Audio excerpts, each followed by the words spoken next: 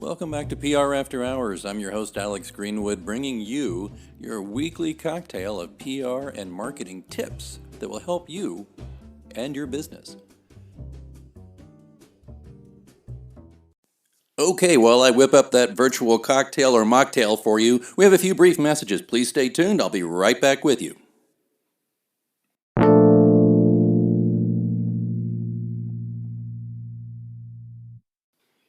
Hello, listeners. It's me, Alex, from PR After Hours. I hope you're enjoying the show so far.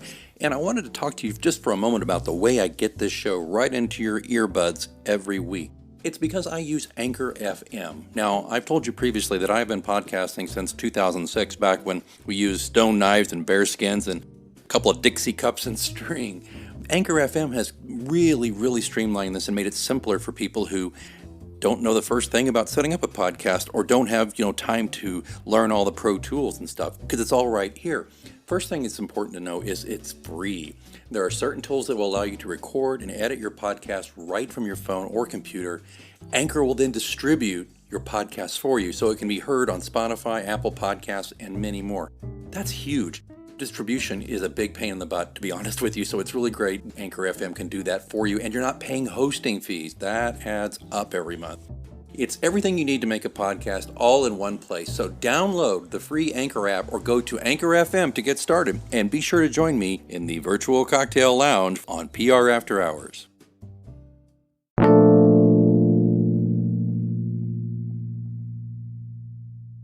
Welcome back to your virtual PR lounge, where we offer you news, views, and interviews about PR, marketing, and insights to grow your business. Today, we welcome another expert to the lounge to share tips on brand messaging during a pandemic. Jeremy C. Little is the head of account services for CKP, a Texas-based integrated communications agency.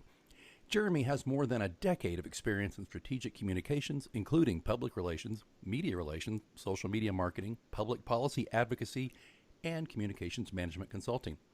Jeremy's extensive communications background includes working with New York Times bestselling authors, government officials, and James Beard award-winning chefs. Welcome to the PR After Hours Lounge, Jeremy. Thank you for having me, Alex. I'm very glad to be here. And by here, I mean sitting in my living room talking to you over Skype. We're all trapped in the places that we are. Turns out I'm not essential personnel.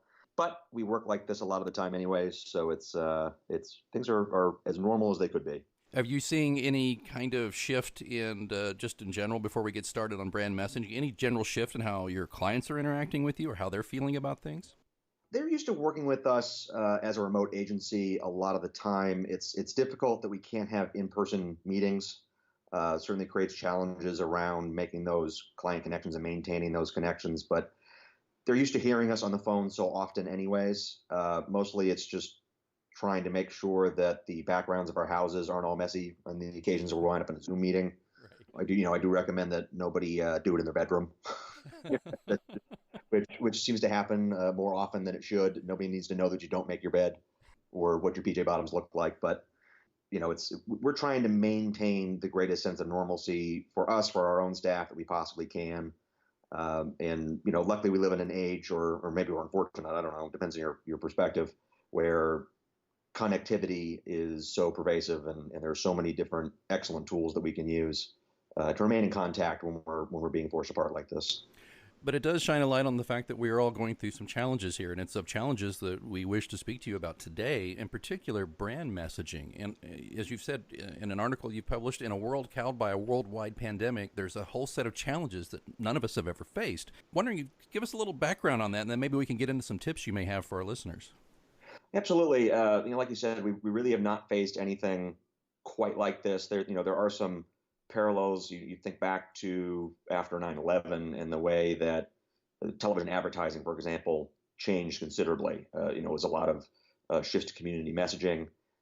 Brands like MTV actually leaned into what they did at the time, or what they had previously done at the time, which was show music videos, which they hadn't done for years, and got back into that because it was comforting to people as they were looking again to think of things as the way that they were. We're seeing that manifest again here. That the difference here really is the duration of this. We are a Houston, Texas-based company, and were very active with some of our clients in the immediate aftermath of Hurricane Harvey in 2017. And a great deal of what we did was condensed into one extraordinarily busy week. And, we were very blessed as a city, and, it's amazed to say that, but we were blessed as a city in that the human loss, the human toll was not what we're experiencing now after that tragedy. I mean, there are people who lost an awful lot. They lost homes, they lost businesses, they lost property. But, certainly what we're seeing now, the inconceivable human toll of what's going on is a tricky thing to navigate. You hear statistics every single day in the news. For anybody watching these press briefings, there are human stories behind every one of those numbers, and the numbers are so big that it's easy to forget that sometimes. But it really is affecting people coast to coast in a very, very real way. Certainly differently in certain parts of the country, and as a result, every decision that's being made is scrutinized and polarized and politicized. But we have to keep in mind that as we talk through this, it all comes down to our tone, our appropriateness, our understanding and acceptance of the realities that we're in. Certainly, politically, the conflict playing out is between trying to save and preserve as many lives as possible, while somehow not wrecking everybody's livelihood in the process. We are confronted with very real consequences of a pandemic like this, but the economic consequences later on, which have not necessarily materialized yet, are just as real and can be just as destructive in very, very different ways. So how as a brand do you walk that fine line under these kinds of circumstances? I was watching the NFL draft the other night, and I'm one of those terrible millennials who cut the cord, so I don't see a lot of live television these days outside of sports. But I was watching the draft on ABC and was seeing some of the commercials. And again, thinking back to that 9/11 parallel, there were some ads that did a very, very good job. There are ones where brands were thanking their employees, general community messaging. And then there were a few that just landed with a thud. Those were usually the ones that wandered into sentimentality or this sort of premise of empathy, and then offered you 15% off of something. Yeah. The dissonance there was unavoidable. Really just did not land the way that those things need to do. So really, it's making sure that you fine tune your tone as you sort of wander into this situation. I spoke to a lot of clients early on who, in an effort to be helpful, certainly coming from the right place, wanted to post helpful information on their social media feeds. And, you have to have that sort of difficult conversation of saying, is like, look, people know where to go for that kind of information. There's no shortage of it. They're getting it from peers. They're getting it from news organizations. They're getting it from their civic leaders. They're getting it from the federal government. They're getting it from the CDC. They're getting it from hospital systems. I mean, so if you're in one of those fields, that makes a great deal of sense. People are looking to you for that kind of material. If that's not what your business is, if that's not what your brand is, if that's not what your mission is, then it's going to be confusing or depressing for people to hear that kind of stuff necessarily from you, or certainly could be that way. A lot of times in a situation like this, people are looking for that distraction. They're not looking for you to pretend that nothing is happening, but they're looking for you to acknowledge that something is happening and to offer them something else, or something within that context that can soften the reality that they're in, or knowingly and winkingly give them some sort of short distraction from the enormity and sort of the oppressive news cycle of what we're facing. It's going in with the idea that, if you just communicate the way that you normally do, you run the risk of appearing tone deaf or opportunistic or ignorant of the circumstances that people are finding themselves in. And this was noticeable, particularly very, very early on. And sometimes it was as simple as people weren't they'd already scheduled advertisements on social media that were going to run, or posts that are going out, they were going to go out, and didn't stop them early enough. And it looks like you're whistling through the graveyard, and it's just it doesn't play well at all. I mean, doing things as you would normally do them is not really an option. But that doesn't mean that you can't still do what you do, but in a more thoughtful way. Right. So and that's a perfect encapsulation of tone, finding the right tone to do that. Yeah, I personally don't need Pizza Hut telling me how to wash my hands. I think you want to know that they know how, though, right? It's not always the worst messaging for.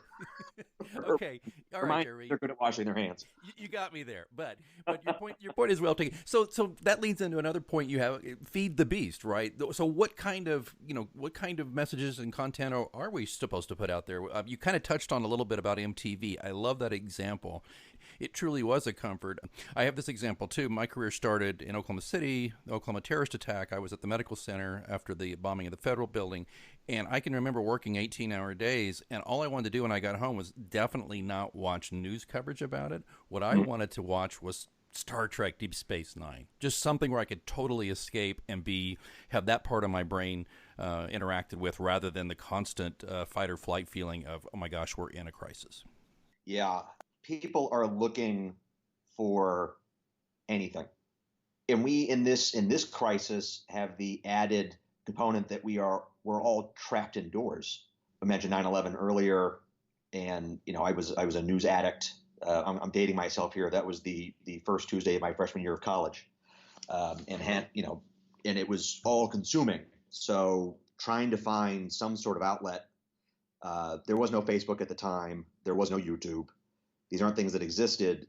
So a lot of folks were turning to sports. Sports did come back and played an immediate role in giving folks that distraction. We don't have sports right now. They're all on indefinite hold.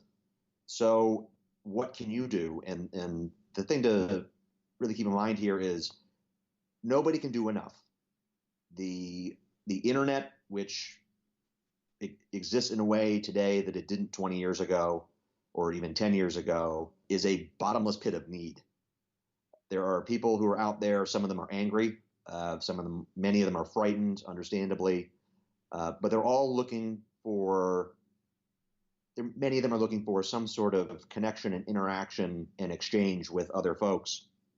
And what you can do here is, I mentioned that earlier in the tone piece, is to provide them things to share with each other. Provide something that is informational, something that is educational, something that's funny. There was a really wonderful video that made the rounds that the Today Show put on NBC a few weeks back. It happened in the UK. It was these Welsh seniors playing a live action version of Hungry Hungry Hippos. Right. And it was impossible not to. I mean, if that didn't make you smile, there are other things going on that you need to assess. But having that kind of content now, that could be way off brand for you. That doesn't mean that there isn't something that is more relevant to your business, to your brand, that you couldn't share in this time and give people the opportunity to share something positive with each other. I mean, the Facebook is not known for its general sense of positivity. The internet is not known for its general sense of positivity. That doesn't mean that people aren't looking for those things. So if you have those things, they do tend to stand out.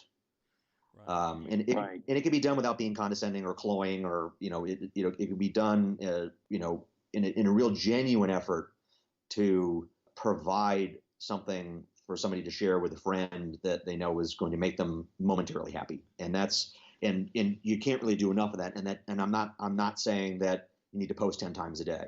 Right. That's for algorithmic reasons alone is not a good idea. But what I'm saying is that total silence is not your only option, is that you can and should try to participate in some way to remind folks that you are there, that you're out there. You may or may not still be providing services. If you are, those are fair messages. I was asked this question the other day by a CEO at a roundtable at which I was presenting, and they said, what is appropriate for my business right now? And certainly everything is business sensitive. But if you are still providing services to your constituents, your partners, your customers, it is okay to say so. So many of us, I'm sure, have been flooded with emails from every organization on earth that has your email address early on in this saying our response to COVID-19. There are some excellent examples early on of ones that said, this is the only email about this we're going to send to you. And I say to those organizations, bravo, you got out there, you reminded people that you still exist and you are doing things and taking action, but you're also not going to overwhelm all of us. And then it's at that point you've clearly stated how COVID has affected you and your services. At that point, it's your job to start doing this other thing that I'm talking about, which is continuing to participate, understanding the conditions, assessing the right tone, and continuing some kind of messaging to help everybody else get through this in a way that makes sense for you and your brand. Yeah, and there's, by the way, there'll be in the show notes a link to a wonderful piece that we're referencing here that Jeremy wrote that will cover a lot of that. And there's some concrete examples too. I think we're at the point where it's like knowing your role. So you talk about if your organization is in a position to help your community, do it in a way that makes sense for your brand, right? You're saying create a meaningful impact for those suffering, and it's simple to communicate. Yeah, home delivery. We live in a delivery-based world. We have on-demand entertainment. I literally just saw the UPS man drop a package off out in front of my apartment as I was sitting here talking. There are ways to do that with your, for many brands, there's an opportunity to do some sort of home delivery type product offering. And it may not be a revenue generator, but it again, going back to maybe teaching somebody something, having them associate your brand with having a learned skill or an activity that they did with their kids. And that is a way to demonstrate empathy. And in this one, I am going to use a very specific example that is to Houston, Texas. Disclosure: this is not a client. This is just a restaurant that I happen to love and have loved for many, many years. They were a client many years ago, but it's a restaurant called the Original Nipas on Navigation, and it is the restaurant that is famous for having essentially launched the fajita into the world as a restaurant food. Oh. So if you like fajitas and you trace the history of the fajita, it's one of the major landmarks in that story. And there's a chef there named Alex Padilla, and I think this is an example of timing. They produced a video series. I have to think immediately before this all happened because they were very well produced, clearly done with a crew, not a large crew, but a crew. But it's called Nipas with Your Niños. So it's a YouTube series where he demonstrates how to cook simple Tex-Mex meals in your home kitchen. What a perfect thing to be delivering into people's homes when they're stuck there with their kids. We here in our area and like so many other areas have school that is canceled through the end of the year. We have a lot of parents at home with their children, really working hard to come up with activities.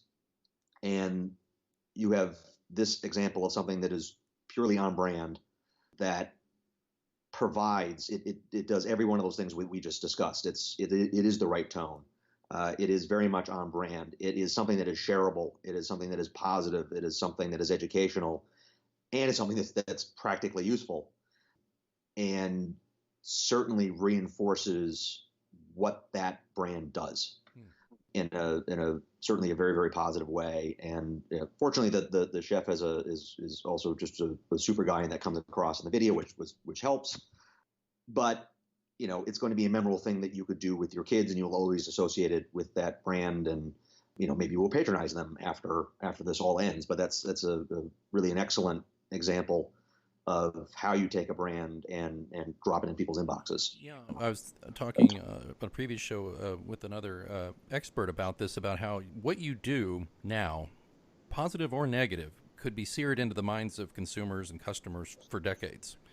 And so I love this example about the restaurant showing you how to make this and how to work your kids into it, because everybody's looking to give their kids something to do. And I love that. And then you give some other examples about how some brands are not trying to kind of wedge themselves into the issue. It's not where it's unnatural. And there's some examples of fashion designers helping make washable face masks, a Ford Motor Company converting a plant in Michigan to build ventilators, the Houston Astros, Justin Verlander donating his paychecks to relief organizations. So those are some great examples. The last point, though, as we're rounding this out here, is you're saying don't stick your neck out, or anyone else's. This is something I've not heard anyone else say, Jeremy. Can you give us a little background? What are you talking about here?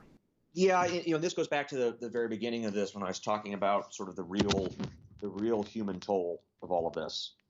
this is such a unique, terrible disaster because lending a helping hand, which is a very human reaction to this, is literally dangerous. I used that Hurricane Harvey reference earlier. We were out and about in the community with some of the high impact brands that we work with, because you can be helping, and it wasn't as dangerous at the time to go out and deliver bottles of water and things like that. It's very, very different here. And I talk about video production. We just mentioned that example of those videos that were clearly produced before all this. Well, we're in a new existence here. So if you're doing video work, you can't send your crew out. You have a responsibility to the people you work with. You have a responsibility to the clients. You have a responsibility to the general public to do your part in helping to flatten the curve. This is a team effort. So nobody, if you are doing some kind of video work and it's done in selfie mode and you're wearing a mask at the time, it's going to look and sound a little weird, but nobody's going to really question that. If you pointedly don't wear a mask, you may have suddenly and inadvertently politicized something. It's okay to follow the rules here, even though it's not the rules of normal PR and corporate social responsibility engagement. Everything is distance. Everything is about distance and social distancing. So, pick carefully what you can do to be helpful. You mentioned earlier the fashion designer doing the mask. Your skill set is needed. There is probably something that you can do to be helpful. And if you do and want a message about that, make sure it's a rallying cry, not nobody wants to be. The goal here is not to be self-congratulatory. We really all do have to put our orders in the water at the same time and yank in the same direction. It's so important here, but don't, there is no reason to endanger yourself, your coworkers, your neighbors, your partners, your customers. Be safe. I mean, it's okay to be safe, and none of the people who are going to see any content that you create are going to question why it is that you're being safe. Yeah. You're supposed to be safe. So it goes against so much of what we do in terms of polish. You want professional looking photography and video if you're doing that kind of work.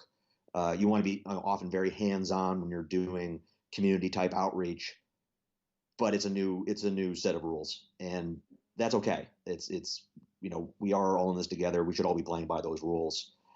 Put that in the back of your mind when you make these sorts of decisions, and you won't get yourself in any kind of trouble. We are PR people. We do have to think about these things this way. You don't want some action that you took to wind up in the news because it created some kind of outbreak. That's the business level thinking that we have to do. But, really on a human person to person level, there are consequences to everything we do, even the kindnesses, the real genuine kindnesses that people have the impulse to engage in. Right. And as long as you're playing by you can still do good out there in the world and talk about it. Again, as we are in this together. It is important to remind folks that there are ways to help, particularly if you come up with a good way to do it. You want to share that. You want to share an opportunity to make a positive impact in a way that is safe. Fantastic. And so looking at this, these are some really helpful tips. It gets back to just going back. It's fine-tuning your tone, making sure that you're coming off the right way, kind of feed the beast with some good content that works for your brand and keeps your people who consume your content happy and maybe enlightens or brightens their day. That same thing, delivering on good quality stuff on social media. Make sure that it works for you, and like the example of the wonderful fajitas. Knowing your role, don't try to act like you're part of the CDC or you don't have a need necessarily to educate the public on how to prevent the virus. Your job may be just more or less to talk about what your brand can do to assist in this effort.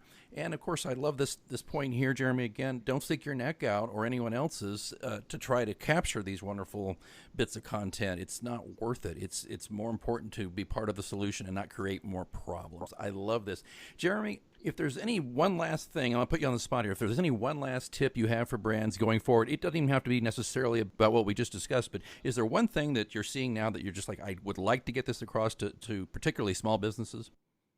Yeah, seek outside counsel if you have the resources to do so. And the reason I say that is if you are engaging with professionals who are not all the way in on your business, they're going to be able to do a better job of risk assessment. As I said earlier, there's so many natural human impulses to do things in this situation and to be helpful, and that's wonderful. I mean, it is reassuring that there are so many people out there who want to make an impact and want to help, but talk about it with somebody to make sure that it is ultimately going to make sense for their business. Somebody who can see it see the entirety of your business with clear eyes, and won't have quite as an emotional investment in every single thing that you do, but can advise you in a way that is going to set you up for success and to maximize the positive impact that you can make. Yeah, it's something we always talk about here on the show, listeners. If you're a regular listener, I say that one thing public relations professionals can do is we help you see around corners, because you're so focused on your business and your messaging and your industry. You may not see how the things you are anticipating doing might reflect on you in a negative way. Or we might have a way to demonstrate, hey, that's a great idea. Here's a way to take it to the next level. So I love that, Jeremy, about outside counsel. If people want to get a hold of you, Jeremy, just to kind of ask a question or learn more about this stuff, how do they find you? I think the fastest way to find us is the website, which is theckpgroup.com. That's C as in cat, K as in kaleidoscope, and P as in person.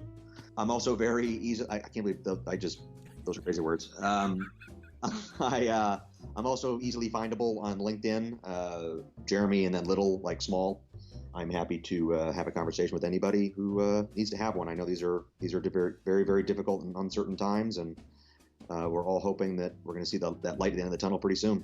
I hope so. Well, we'll put those links in the show notes. Jeremy Little, thank you so much for taking the time to share your expertise and a little bit of humor today. It's been great. Absolutely. Thank you so much for having me, and good luck to everybody out there. And listeners, don't forget, you can find a complete library of our shows, the show notes. It's all available at prafterhours.com. Don't forget, you can listen to us on Apple Podcast. A review is appreciated, not required. Pay up your tab and go on home if you want, but a review would be nice too. All right? Thanks again for listening to PR After Hours. We'll talk to you next time.